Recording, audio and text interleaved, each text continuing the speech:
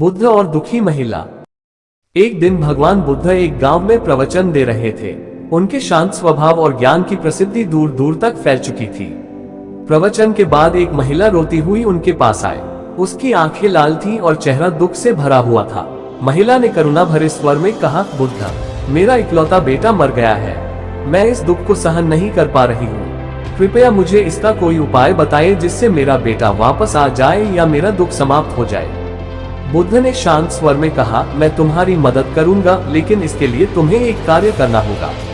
महिला ने उत्सुकता से कहा, जो भी कहेंगे मैं करने को तैयार हूँ। बुद्ध ने कहा, तुम गांव में जाओ और किसी ऐसे घर से सरसों के कुछ दाने लाकर दो जहां कभी किसी की मृत्यु न हुई हो। महिला तुरंत गांव की ओर भागी। वह पहले घर गई और दरवाजा खटखटाया। घर की मालकिन ने दरवाजा खोला। महिला ने कहा, क्या इस घर में कभी किसी की मृत्यु नहीं हुई? महिला ने सिर झुका लिया और कहा, मेरे पति की मृत्यु कुछ साल पहले हो गई थी। महिला दूसरे घर गई। वहां भी उसे यही उत्तर मिला, किसी के माता पिता, भाई बहन या किसी प्रियजन की मृत्यु हो चुकी थी। उसने पूरा गांव घूम लिया, लेकिन एक भी ऐसा घर नहीं मिला जहां किसी की मृत्यु न हुई हो।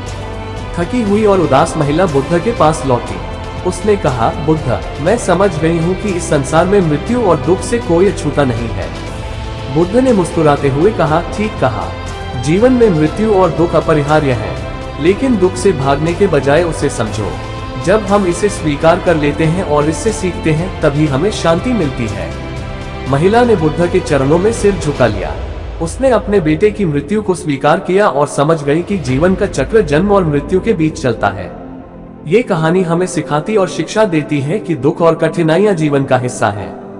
उनसे भागने के बजाय उन्हें समझना और स्वीकार करना ही शांति और संतोष का मार्ग है। अगर आपको ये कहानी प्रेरणादायक लगी हो तो वीडियो को लाइक करें, शेयर करें और चैनल को सब्सक्राइब करें।